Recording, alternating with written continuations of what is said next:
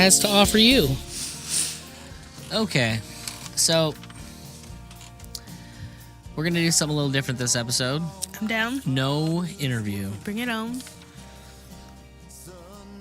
Sorry. But in the spirit of Christmas, I had a couple things I wanted to talk about. Liz and I host another podcast called Year Round Tree. Yes, it's a year-round Christmas podcast. Yeah. Because we are those people. We are a little obsessed with Christmas. Anyway, so we had a couple topics that I wanted to cover today, and I figured we just cover them together. Nice. Well, one of the things that we covered was... Man, I think I grabbed the wrong page there. Nuts. One of the things that I wanted to cover was actually our first episode of our other show was a look at Emmett Otter's Jug Band Christmas. Yes, and not only is that like just a wonderful, heartwarming Christmas movie, if you have any affinity for those kinds of movies, it's done with puppets, but you know, it's Jim Henson. But it really is, I mean, it's like a legit story for grown-ups. I get into it. I kind of didn't care about any of that. I like the movie. It's fun. It's got good music. But while watching it, I did take note of a few things. Yes. In that it had some really, really weird economics. It had some really interesting economics. I don't think they were weird per se. Well, they're weird from, like, we'll just say, like, an Austro-libertarian perspective, to get into, like, some hoppy and time preference issues. Huh, okay. Well, it just made me think of, like, being really, really poor. I know, honey. And I remember being poor, because we still are. But this next segment we're going to call The Economics of Emmett Otter. There you go. All right. So... let's just say the whole thing takes place, and what I will just say is West Virginia, for lack of a better way. It's just, you know, dirt poor. Like, they kind of set the image like Sissy Spacek, coal miner's daughter kind of poor, you know? Well, I mean, like, yeah, it's Frogtown Hollow is the name of the town, and it's just a little town, and then there's the bigger town, which is, what is that called? Waterville. Waterville is the big town. Yeah. But what's funny is, so they start this whole thing out by really establishing what it's like living in a poor place. Sure.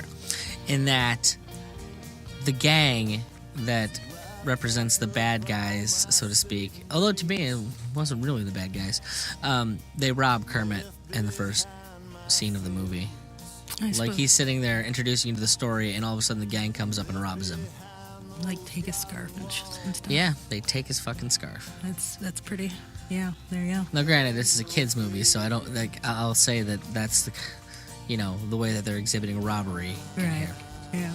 So we're establishing that crime has a tendency to find its way to poor places, you know. Yeah.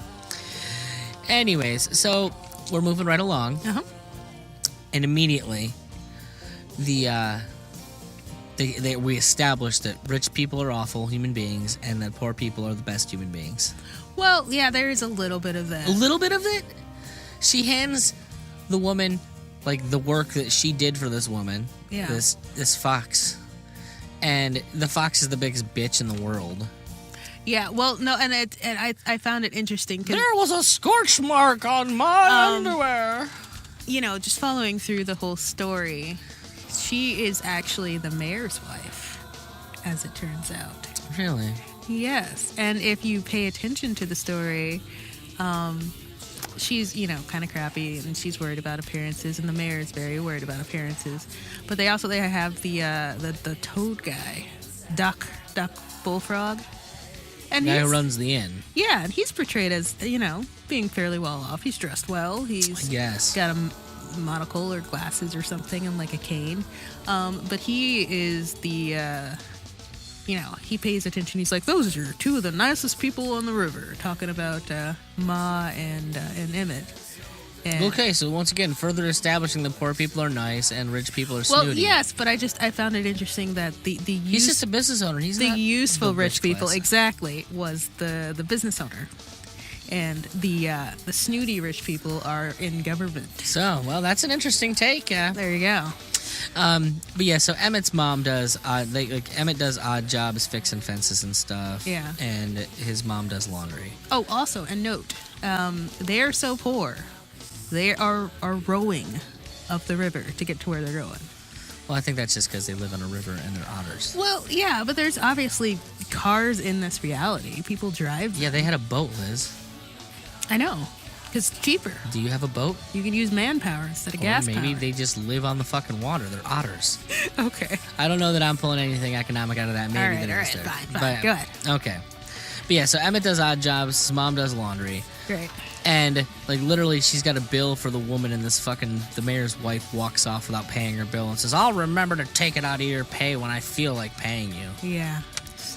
Snooty crappy. Yeah. Yeah.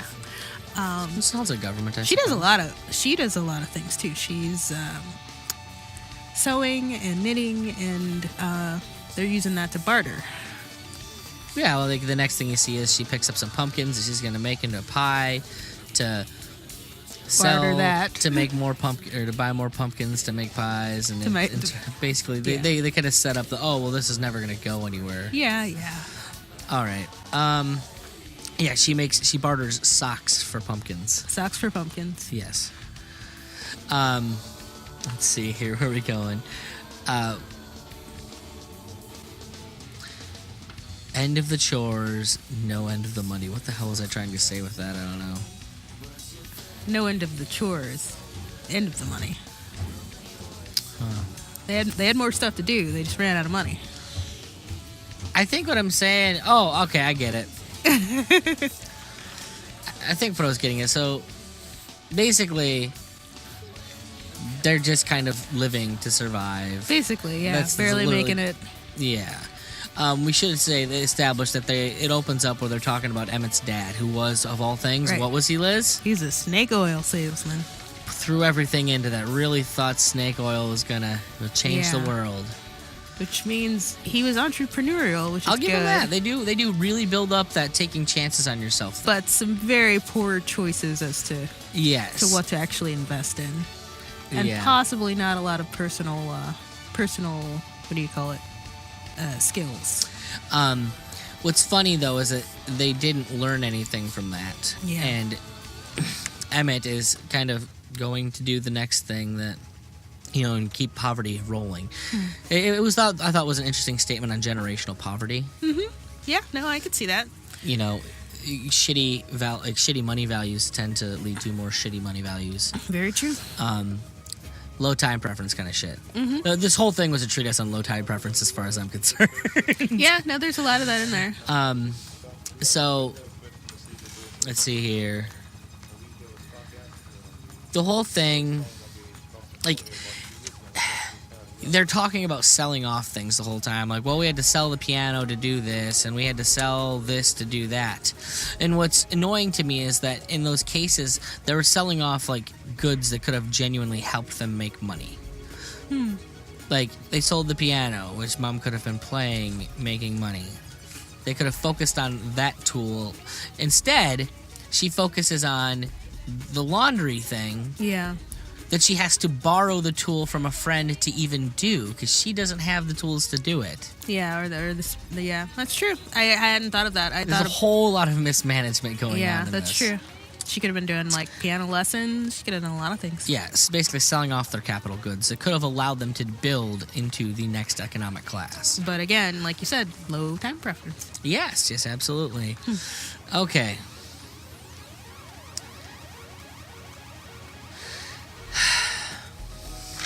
I've got the work, you have the tools. Right. Yeah, the bench job. Yeah. Yeah. I thought that was a good mutual exchange right there. Sure, although the woman was twatty when they got there. Well, they should have negotiated their terms before. Yeah, he gets there. She's like, "Oh, she'll pay me 50 cents to fix the fence." He's like, "It's a rebuild, dude. Like, there's no fixing this." Yeah. This at point he should said, "No, you can't do it. Figure it the hell out. Yeah. You want it done, because they probably could have done something else that time. Like maybe, I don't know, start a jug band. They could have done, yeah. Something. Yeah, they could have gotten extra practice, maybe learned a few extra songs. And right, and that would have helped them down the line. Yeah, so let's see here.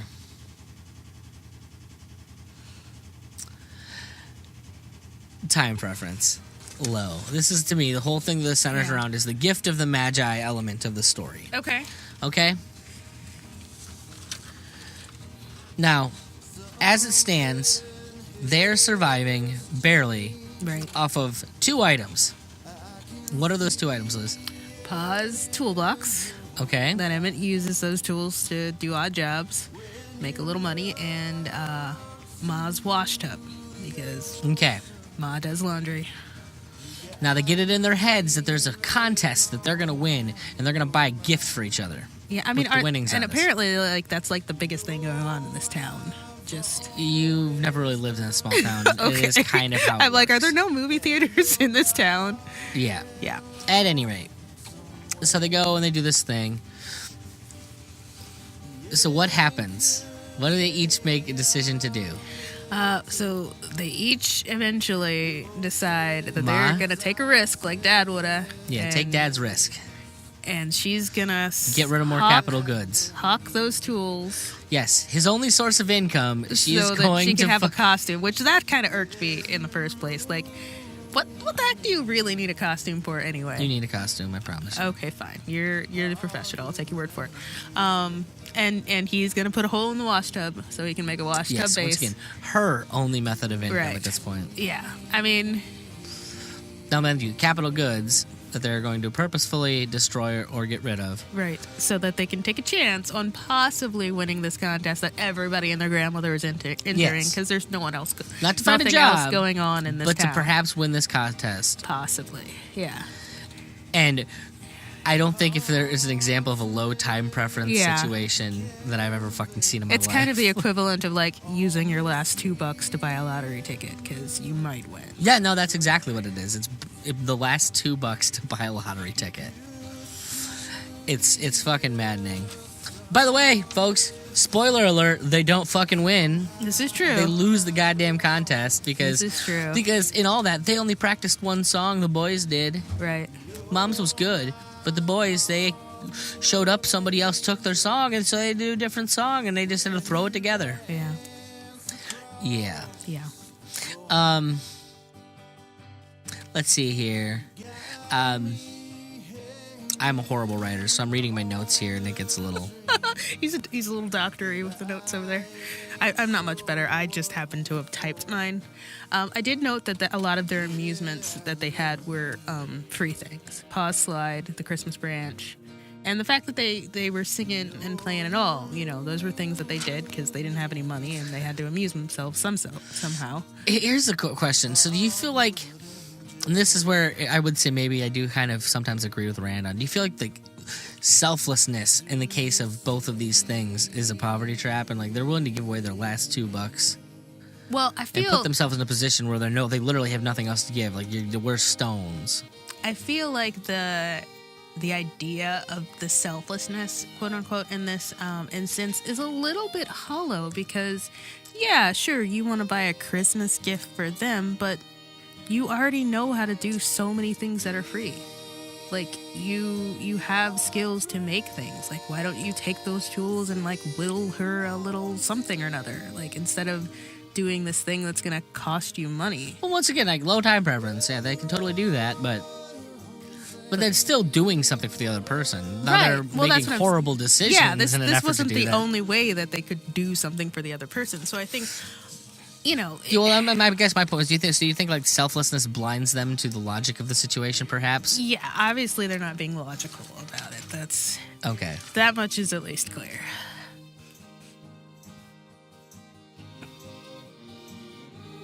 I mean, I guess my next thing is I also find it telling that they clearly have no respect for each other's jobs, and that they're willing to throw away their only means of income. Like, I think on a base level, they should get like... This is his shit. Like, this is her shit. I'm going to fuck up their stuff. Yeah, at the very least, you would think that they should talk to each other. Be like, you know what? I want to do this, and it's going to require this. Instead, they just leave each other, like, notes simultaneously and run off with said item. Yeah. So then they just run into each other at the contest, like, oh, you're here too. Yeah. You know, and it's that is a whole nother set of issues. No respect for property rights. I'm just saying. Yeah. So, in summation, they end up losing the contest. Right. However, since it's a Christmas movie. Yes, it's a Christmas movie. There's everything. a Christmas miracle that happens. Yeah, that toad from the beginning who told them they were both really good in the contest, but just not good enough. Right. He comes by, hears them singing outside of the contest, and they end up, putting their two songs together and making a super song, and then he invites them to come and be the entertainment at his inn because they're so wonderful. And because he's a business owner, he can actually offer, those opportunities to them that kind of save their bacon. Now, mind you, at any point in time, they could have rehearsed on their own and done this and gone and auditioned, I'm sure. Oh, yeah.